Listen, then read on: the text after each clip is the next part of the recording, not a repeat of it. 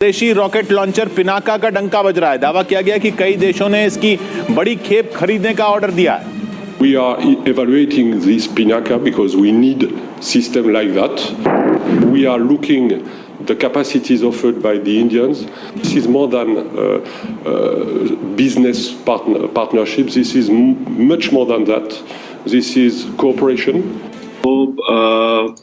Missile technology, missile system दे रहा है जो बेसिकली ये एंटी शिप सिस्टम है, और इंडिया ये कह रहा है कि हमसे वेपन्स जो है वो आप खरीदें। This is what India is saying. India जितना भी असलहा बनाए, इंशाल्लाह हमारे पास ईमान है, कलमा है, इंशाल्लाह हमारे अंदर जहाद का जज्बा है। हम जहाद के जज्बे से, ईमान के जज्बे से, हिंदू से इंशाल्लाह अपने दुश्मन से लड़ेंगे। इधर गया सिक्योरिटी ब्रीच, अब कहाँ गया ऑफिशियल सीक्रेट एक्ट? अब क्या फायदा इस मामले पर जो कोई इजलास बुला। Made in India is to make for the world. India is the fastest growing economy. America हो या यूरोप हो, हर एक जो है इंडिया के अंदर अपनी इस वक्त जो है इन्वेस्टमेंट करना चाहता है। अब इंडिया और फ्रांस भी मिलकर काम कर रहे हैं। India has become centre of the attraction in this new world order. अब चीज़ों के ऊपर, क्योंकि अभी भी काफ़ी टेक्नोलॉजिकल वाइज चीज़ों के ऊपर, चाहे वो रेडार है, चाहे वो जैमिंग सिस्टम है एंड ऑल दैट, उसके लिए डिपेंडेंसी हमारी चाइना पे है। तो इसके ऊपर इंडिया डेफिनेटली कि इंडिया के बड़ा अच्छा इनिशिएटिव है कि जब इन चीज़ों पे आएगा वो टेक्नोलॉजी के ऊपर किसी के ऊपर डिपेंडेंट नहीं रहेगा। प्लस आप उसको ब्लैकमेलिंग का एक जो इशू होता है कि अगर आप किसी बात को नहीं मान रहे या कंट्रीज़ के ऊपर हो रहा था कि आप उन्हें फैसिलिटेट करें, given back, I scratch your back, you scratch mine, तो उसमें भी चल रहा होता है। लेकिन जब आप खुद डिपेंडेंट होते हैं तो फिर आपको किसी और की तरफ देखने की जरूरत नहीं पड़ती।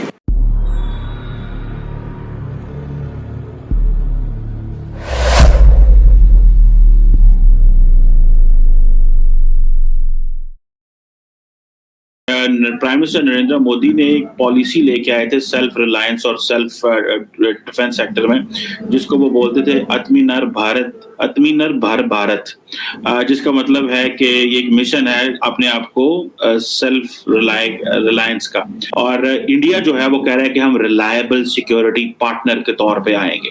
अब ये जो टर्म है दोस्तों, रिलायबल सिक्योरिटी पार्टनर, ये बहुत बड़ी टर्म है अगर इसको देखा जाए।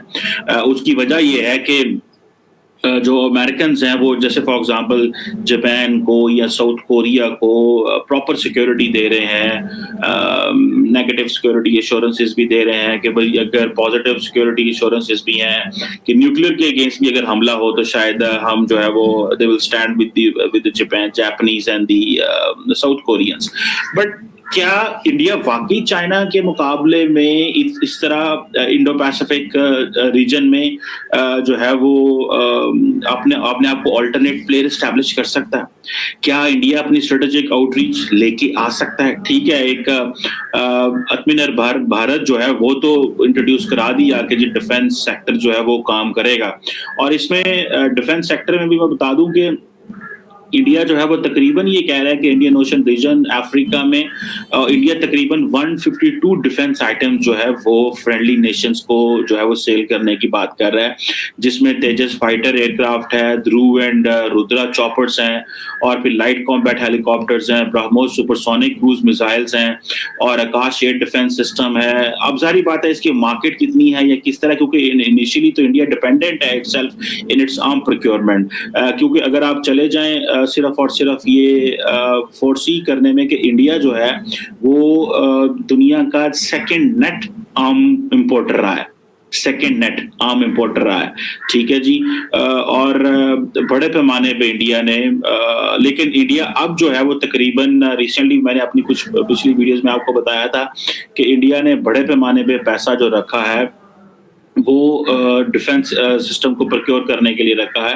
तकरीबन 70,000 करोड़ जो है वो रखा है इन्होंने, जिसमें आप ये समझ लें कि ये बहुत बड़ी पैसा है। और दूसरा ये है कि ग्लोबल इंडिया जो है wanted to be part of the global manufacturing जो डिफेंस इक्विपमेंट की है उसमें भी। और दूसरा ये है कि FDI के हवाले से भी वो कह रहे हैं कि जी आप ठीक है हमारे पास फॉरेन डायरेक्ट इन्वेस्टमेंट करें। और जिस तरह अगर आपको पता है कि S-400 हैं या और इन्होंने डील्स वगैरह तो की हैं, लेकिन क्या क्वेश्चन ये रह जाता है कि क्या इंडियन ओशन रीजन में अगर आप देखें इस पूरे रीजन में, आप देखें क्योंकि ये बहुत बड़ा रीजन है। आप और दूसरी बात, जैसे मैंने पहले भी कुछ वीडियोस में जिक्र किया कि इंडिया जो है वो बात कर रहा है मिलिट्री बेसिस की बात कर रहा है, ठीक है। और जैसे अगर 152 जो प्रोडक्ट्स जो बेच रहे हैं, इंडियन मिलिट्री का एक बहुत बड़ा स्टांस जो है समझा जा रहा है। इतनी तेजी से इंडिया ग्रो करेगा ये तो कभी शायद किसी सुपर पावर ने भी नहीं सोचा होगा। ये कहना कि दुनिया ये सोच नहीं सकती थी कि भारत डेवलप करेगा, ये उन लोगों के ऊपर मुझे बहुत अफसोस होता है जो भारत को समझते नहीं है।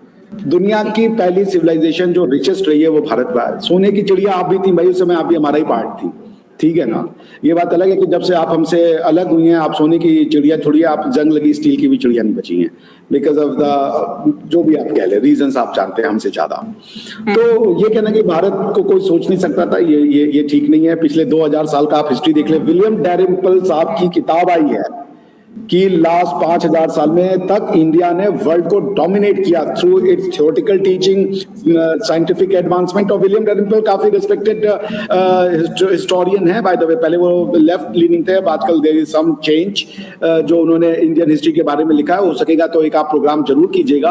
और विलियम डैरिम्पल साहब के उस फाइंडिंग पे जिसमें उन्होंने कहा कि पिछले हजारों साल तक इंडिया ने एशिया पे और वर्ल्ड पे राज किया था, भारतीय थॉट प्रोसेस ने राज किया था।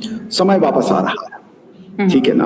हम सोने की चिड़िया थे, तो उसके बाद ये कहना कि लोगों को बड़ा हैरान हो रहा है कि ये कैसे अमीर हो रहे हैं। तो वो लोग थे जो झूठ फैला रहे थे, जिन्होंने प्रोपेगेंडा का सहारा लिया, जिन्होंने हमें मैथोलॉजी कहा अपने आप को सच प्रूफ करने के लिए। तो ये it's egg on their face, because आप नेचर से नहीं लड़ सकते। आप मैं शैला जी को गिराने के लिए कॉन्स्पिरेसी करके उनको 4 दिन परेशान तो कर सकता हूँ, बट यदि सत्य उनके साथ है तो अंत में शैला जी ही विजयी होंगी, उनको कोई हरा नहीं सकता। भारत सत्य के साथ था। भारत का मोटो है, भारत की फिलॉसफी है सत्यमेव जयते, सत्य की ही केवल जीत होती है, बाकी